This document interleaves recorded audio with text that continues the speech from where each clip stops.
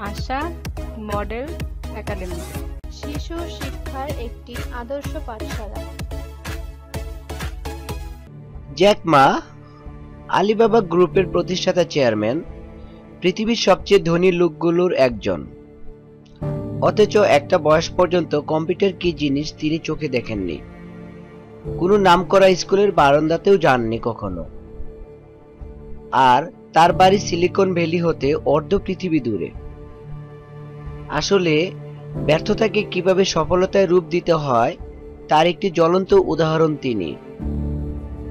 Jack মার জন্ম 1964 সালে। কৈশোর ছিল দারিদ্র্যে ভরা। তার বাবা মা ছিলেন পালাগায়ক এবং মাও সেতুং এর সাংস্কৃতিক পালাবদল কর্মসূচির শিকার। সময়টা তখন এমন যখন বাইরের পৃথিবী থেকে চীন নিজেকে আলাদা করে ফেলেছে। কিন্তু জ্যাক মা ছিলেন এই ধারণার বিপক্ষে। সরকার আর স্কুল যখন গণিত শেখানোর জন্য পাগল, জ্যাকের মাথায় গণিত ঢুকে না। তার আগ্রহ যখন বাইরের পৃথিবী নিয়ে, তখন কেউ তাকে শেখানোর আগ্রহ দেখায় না। এই অচলাবস্থার সমাধান করতে জ্যাক মা শহরের সবচেয়ে বড় হোটেল এলাকাগুলোতে ঢুঁ মারতে থাকেন।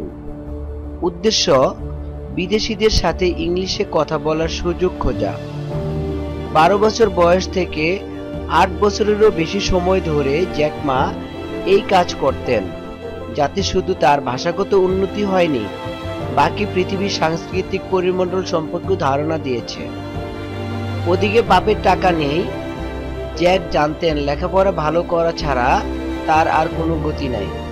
কিন্তু কলেজে ঢোকার সুযোগ পেতে তাকে একটা এন্ট্রান্স এক্সামের মধ্য দিয়ে যেতে হবে, যার পাশ করার যোগ্যতা নেই। প্রথমবার জ্যাক গণিতে 120-এর মধ্যে 1 পেয়েছিলেন। দ্বিতীয় তৃতীয়বারও ফেল আর ফেল।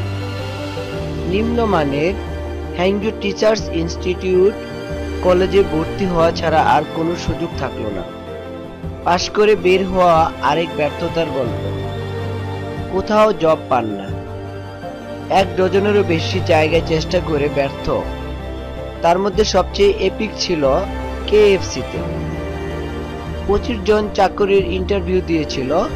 24 জন সিলেক্টেড হয় আর 1 জন বাদ পড়েন। তার নাম হলো জ্যাক মা। যাই হোক, অনেক চেষ্টার পর একটা জব পেলেন, একটা লোকাল ইউনিভার্সিটিতে ইংলিশ পড়ানোর, যেটা তিনি অনেক দিন কন্টিনিউ করেছিলেন। জ্যাক মা নিজেকে আবিষ্কার করলেন 1995 সালে, যখন তিনি আমেরিকাতে বেড়াতে গেছেন এবং জীবনের প্রথম একটা ইন্টারনেট যুক্ত পিসি দেখার সুযোগ পান। কাঁপা কাঁপা হাতে ইয়াহু পোর্টালে তিনি সার্চ করলেন বিয়ার এবং চায়না, কিন্তু কিছুই পেলেন না। এখান থেকে জ্যাক মার মাথায় বিজনেস আইডিয়া চলে আসলো এবং যা শুধু চীনকে নয়, সারা পৃথিবীর বিজনেস মডেলই পাল্টে দিয়েছে। আপনার আমার সাথে জ্যাক মার পার্থক্য এই জায়গাতেই, আমরা ইন্টারনেট প্রথম হাতে পেলে যা সার্চ করি তাতে জন্ম নেয় টেরা পেট্রিকের মতো তারকারা, আর জ্যাক মা জন্ম দেয় আলিবাবা গ্রুপের। যাই হোক, জ্যাক মা চুপচাপ বসে থাকলেন না। সঞ্চয়ের কয়েক হাজার ডলার নিয়ে নেমে পড়লেন চাইনিজ কোম্পানিগুলোর অনলাইন লিস্ট বানাতে। সরকারের নজরে পড়লেন খুব সহজেই এবং তাকে দায়িত্ব দেওয়া হলো সরকারের অনলাইন প্রেজেন্স বাড়ানোর। কয়েক বছর করে জ্যাক মা এই সরকারি চাকরি ছেড়ে দেন, কারণ তিনি জানতেন তিনি যা শুরু করেছেন তা আরো অনেক বড়।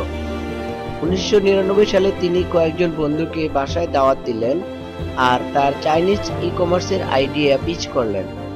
$60,000 উঠল আর সে রাতে জন্ম নিল আলিবাবা। সিম সিম জ্যাক মার জন্যে সত্যি সত্যি খুলে গেল। আমরা পেলাম দুনিয়া কাঁপানো এক কোম্পানি। কদাকার চেহারা আর সাধারণ মাথার যে লোককে কেউ গণায় ধরে নাই কোনোদিন, সে হয়ে গেল ই কমার্সের বাবা। জ্যাক মার ইন্সপিরেশনের নাম ফরেস্ট গুপ। সাধারণ কিন্তু খোলা, মেধাবী নয়, কিন্তু যখন যা করে মন প্রাণ উজাড় দিয়ে করে, পজিটিভ এবং সৎ। তিনি ফরেস্ট গুম্পের মতো হতে চান। জ্যাকের ওয়াইফ তার সম্পর্কে বলেন, Jack Ma is not a handsome man, but I feel for him because he can do a lot of things handsome man can't do. আলিবাবার গল্প সবার জন্য এক ইন্সপিরেশন। শুরুটা অনেক সিম্পল, একটা সাইটে যেখানে এক্সপোর্টরা তাদের প্রোডাক্ট পোস্ট করতে পারবে বিদেশি বায়ারদের জন্য। তারপরে জ্যাক শুরু করলেন 1688.com, ডোমেস্টিক প্রোডাক্ট কেনাবেচার সাইট। 2003-এ এসে শুরু করলেন তাওবাও।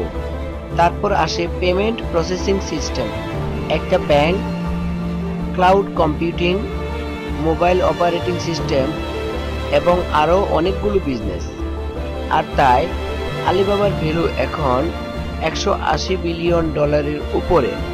কিন্তু জ্যাক মা আলিবাবাকে বলেন 1001 মিস্টেকস। তার মতে এত দ্রুত এক্সপানশন একটা বড় ভুল ছিল, যা অনেক রিস্কি ছিল। শুধুমাত্র একটা কারণে সার্ভাইভ করা গেছে, আর সে কারণ হলো সবসময় পজিটিভ থাকা। জ্যাকের মতে যতক্ষণ না আপনি হাল ছাড়ছেন, চান্স আছে। সবাই যতই না বলুক, আপনি লেগে থাকুন। আর তাই সবাই যখন জ্যাকমাকে পাগল জ্যাক ডাকে, তাতে বরং তিনি খুশি হন আর বলেন, দোয়া করবেন আরো যেন 30 বছর পাগলাই থাকতে পারি। জ্যাকমার এই ব্যর্থতার গল্প থেকে আমরা এটাই শিখি, কোনো কিছু শুরু করতে গিয়ে থেমে না গিয়ে সেটা চালিয়ে যেতে আমাদের উচিত। যে কাজটি করব সেটা লেগে থাকা, এর মধ্যে সফলতা অবশ্যই আসবে। জ্যাকমার ব্যর্থতার গল্প থেকে আমরা শিক্ষা নিয়ে আমাদের ভবিষ্যৎকে উজ্জ্বল করব।